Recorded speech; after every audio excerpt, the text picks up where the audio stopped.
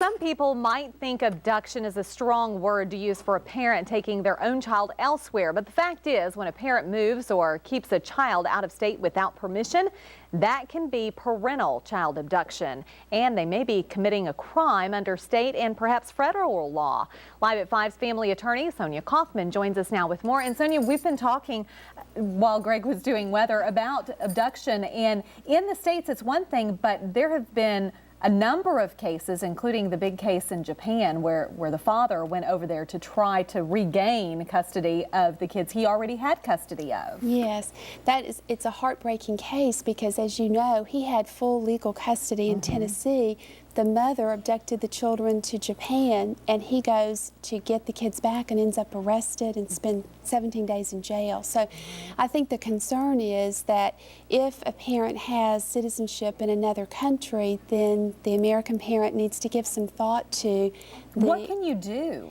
Well, one very basic thing is to bring this to the court and ask, as part of any order of child custody, that the American parent hold the passport. And if there is a risk of flight, that's something the court might give strong consideration to. And I also visited with Judge Thorne about that issue this morning, and he said that from time to time he notifies Homeland Security if there's a flight risk involving minor children. So you can do that? Yes. And they can note that in their database, I believe. Well, a couple of other questions that we've had sent to us. What's the difference between legal and physical custody when we're talking about kids? Well, the case in Japan is a good illustration of that. The father has legal custody, which refers to legal rights to make decisions for the child, and physical custody is what the mother in Japan has. She actually has the child in her possession, but without the legal rights to do so. All right. If a former spouse is behind on child support payments, can I prevent his or her visitation? No. No. No.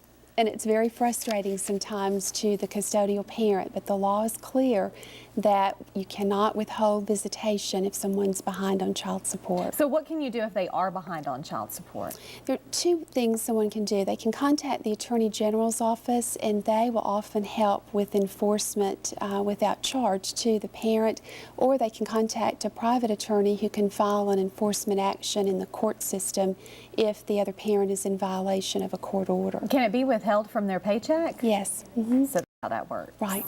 All right. What if my child doesn't want to go to my ex's, even though they need to go over there or they're supposed to go over there? That's a situation that we face pretty often, and the short answer is if there's a court order saying that the other parent has possession of the child at that time, the child needs to go.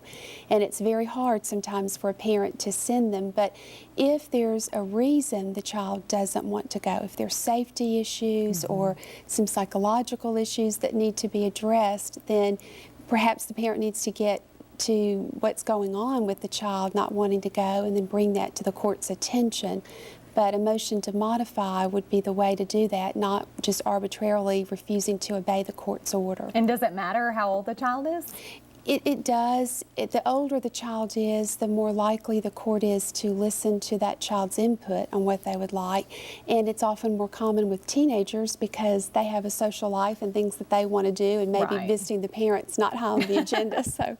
All right, Sonia, we appreciate it. And if you've got a question that you'd like to have Sonia answer, all you have to do is email us at laf@kfdm.com, fax those questions at 892-7305, or just email them to the address on your screen.